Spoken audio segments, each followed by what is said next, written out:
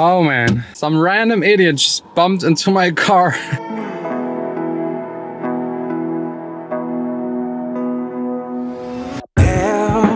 Tell me what it's like to move on so easy. Hey guys, welcome to the studio. Today is an extremely busy day. First half was continuing vocal production of one of my new songs.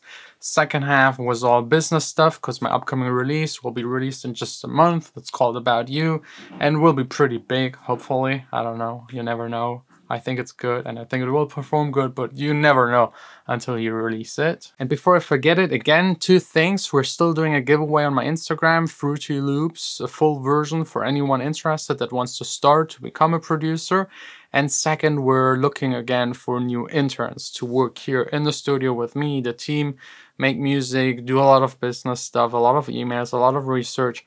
If you're interested to get like a small peek view into the music business, then just apply. It will be linked down below. And I thought, since I don't really have a lot of time and like the day was busy with work and now the private stuff starts that is really annoying. I'm just doing shit today. Let's do instead just a Q&A. Why do you look like an Indian?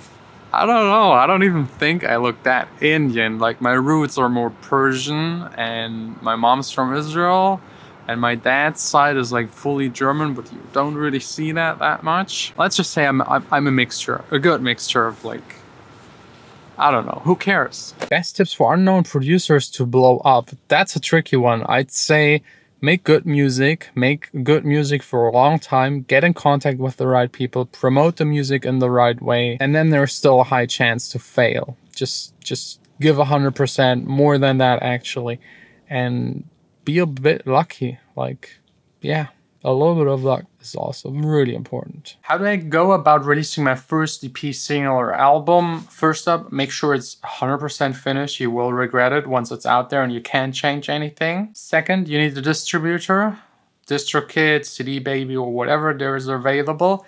Get it out into all stores. Plan at least a month ahead for the promotion. Do the promotion, send it out to YouTube channels, pitch it to Spotify playlists, write blogs that like cover the style of music you make, then hype it up on social media, release it on the release day, hype it even more up on social media, continue doing the promotion, and then hopefully have a little success with your first song.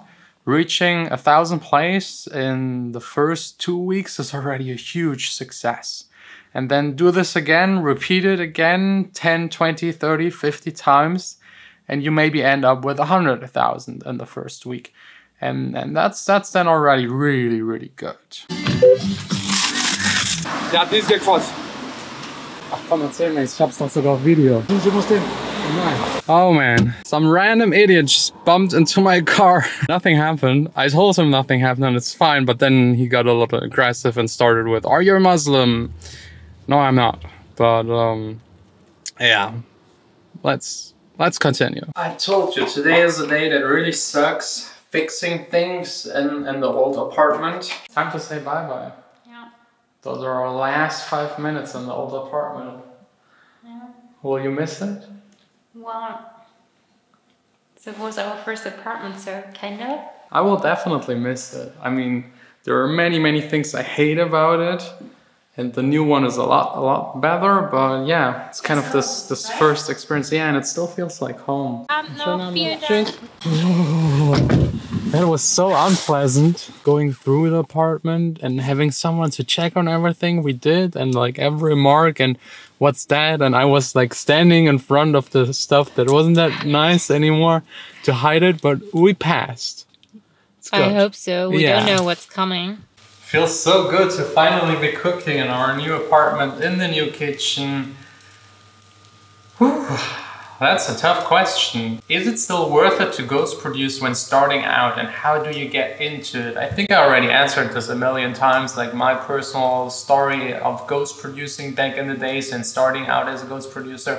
Yes, I think you can still make a career as a ghost producer, even more than years ago, because now everyone knows that with a ghost producer you can get gigs and make a lot of money. Just look at Dimitri Vegas and like Mike. They never produced a song and they're #1 DJs. which is kind of okay, but they're just at spot number 1 because of their production. So yeah, that list, let's not even start. I was actually starting to like the blue, but yeah, that's the final kitchen, finally done. So proud of myself, constructing it all myself. Was a tough project. But again, if you know how to produce music, how a synthesizer works, a kitchen shouldn't be that problematic. Now let's get back to 2 or 3 more questions. It's a little low. We still need some bar kind of chairs. Best way to start DJing, pretty simple. Just get the equipment, train at home as much as possible, develop like at least a decent sized music library so that you have enough music to play 10 hours from start to finish. Because at a party there will be like circumstances where half of the songs you brought with you can't play or they're just not working. So be prepared, and the rest is really experience and getting the gigs, which is a whole nother story. Just get in touch, private, to people that are in the party business, that are doing birthdays, weddings. Just take whatever you can and go for it. How can I overcome frustration? That's a tough one. We're all suffering from it, and if you're making music, maybe even a little more, because it's just hard and it takes long and it's frustrating because you don't make any money at the beginning. But how to overcome it, it's so subjective, and it so depends on who you are and what you're doing.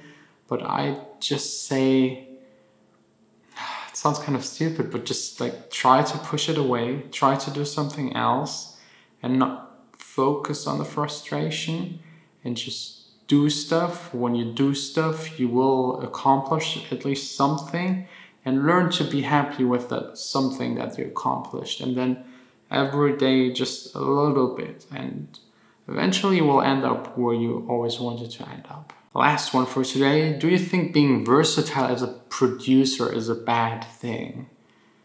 No, definitely not. I would always prefer being versatile than just like, yeah, I mean, as a producer, it depends. If you produce for other people, be versatile. Also, if you just produce your style, being versatile helps you to develop that style a little further than anyone else, but still make sure that you're good at it. Being versatile and everything suffering a lot, then probably focus on one kind of style. But I personally, I love so many kinds of music, and there are a lot of projects I'm working on that I'm not sharing, doing music that isn't what you know that I usually do, but I might actually share it one day, eventually. I even have like still a completely finished album with like slow dubstep, drum and bass kind of songs.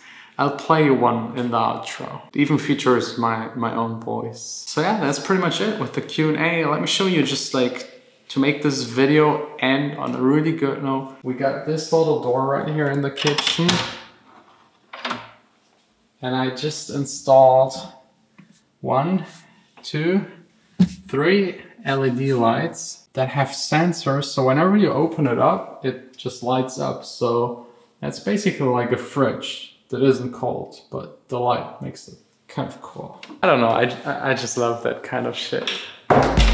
Open your eyes, let's go.